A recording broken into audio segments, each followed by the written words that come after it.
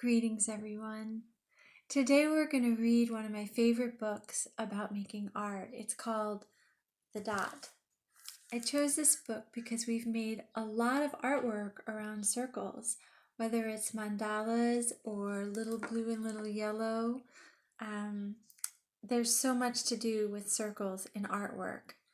I also love the message in this book, which is really that everybody's an artist. Even those people who feel like they're not good at drawing, they're artists too. The Dot.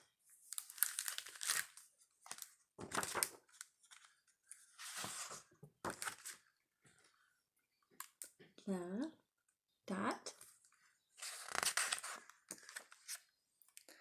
Art class was over, but Vashti sat glued to her chair. Her paper was empty.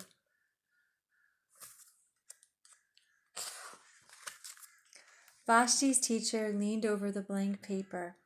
Ah, a polar bear in a snowstorm, she said. Very funny, said Vashti. I just can't draw. She's very frustrated. Her teacher smiled. Just make a mark and see where it takes you.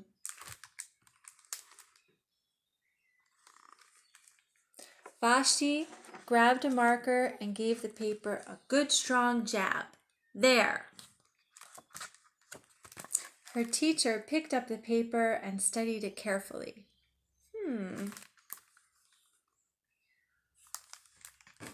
She pushed the paper toward Vashti and quietly said, Now sign it. That's what a lot of us do. We write our name on our work, and when there's a famous painting in a museum, there's a signature on the bottom where the artist signed it. Vashti thought for a moment. Well, maybe I cannot draw, but I can sign my name.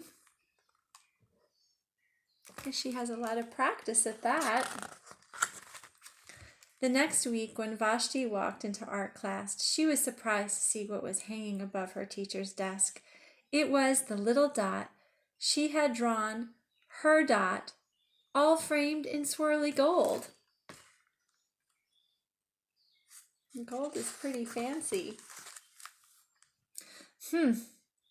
I can make a better dot than that. She opened her never-before-used set of watercolors and set to work. Vashti painted and painted.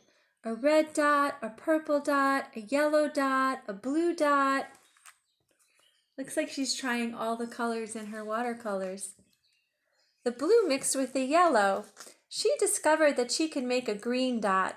Vashti kept experimenting. Lots of little dots in many colors. If I can make little dots, I can make big dots too. Vashti splashed her colors with a bigger brush on bigger paper to make bigger dots. Vashti even made a dot by not painting a dot.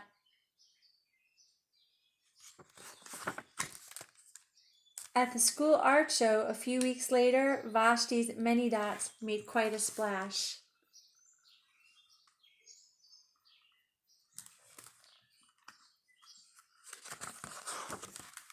Vashti noticed a little boy gazing up at her. You're a really great artist. I wish I could draw, he said. I bet you can, said Vashti. Me? Not me. I can't draw a straight line with a ruler.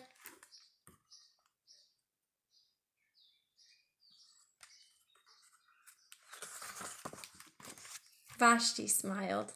She handed the little boy a blank sheet of paper. Show me. The boy's pencil shook as he drew his line.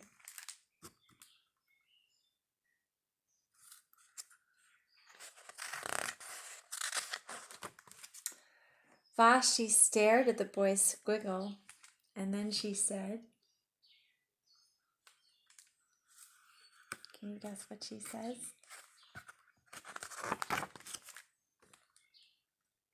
Sign it. There she is. Sign it. So today I'm going to show you some ways that you can make artwork with circles. So what I show you are just ideas. You can take them wherever you want. I just have a blank white piece of paper, and you would be using your noticing book, but you could also be using a blank piece of paper.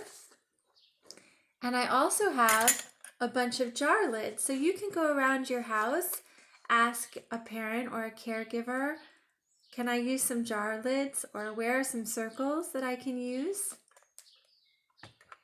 And make sure you have a bunch of different sizes, everything from something bigger to maybe the top of a marker cap, which is smaller. You can use whatever supplies you want. I think I'm going to use markers just because then you can see better what I'm doing. But you can use crayons, you can use paints, you can use pencil, whatever you like.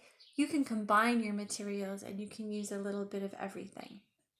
So first of all, there's the way that Vashti first made a dot, which you can do, which is just to take her marker and make a dot.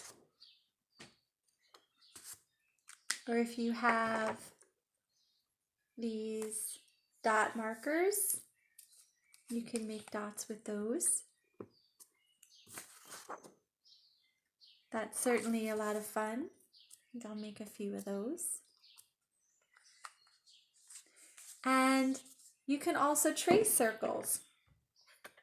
So I think first I'm going to trace a big circle. Again, I'm going to use a marker because then you can see it better, but you can use whatever you like. So there we are. I'm going to trace my circle.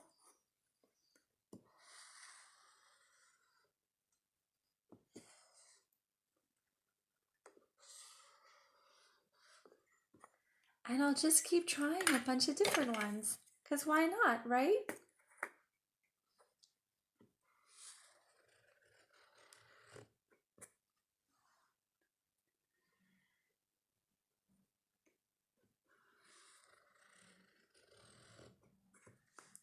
And as you're making your dot picture and your circle picture, you can leave it as a design, which is great, or you can start to imagine what it reminds you of.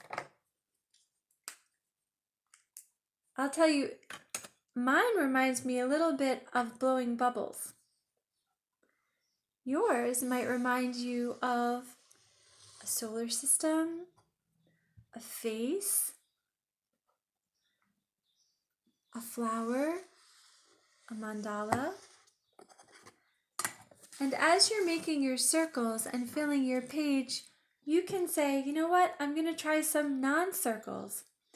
Maybe you have one that reminds you of a flower.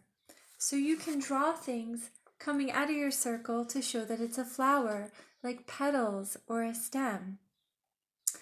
Maybe it's going to remind you of a face, so you want to draw eyes and nose and mouth and eyebrows and ears and hair and whatever you want. Or if it's a solar system, you can color it in. And again, you can just leave it as a mandala or a design. There's one thing I would really like to try before I let you go. I think I might like to make a spider's web. So I know that a spider's web, it's kind of a wobbly-ish circle.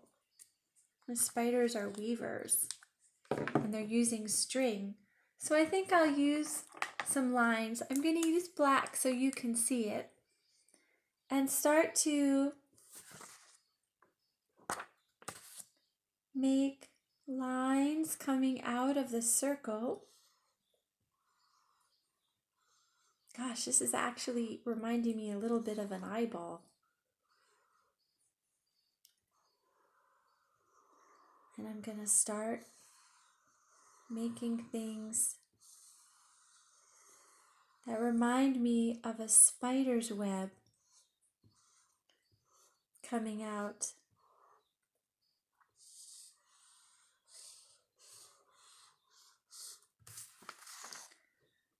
And maybe later on I'll add a spider. So I hope you've enjoyed this story and that you have fun making circles and dots and noticing what they remind you of and letting them be the starting point for your own drawing. Have a great week, and I will speak to you again soon with some more art projects. Bye-bye for now.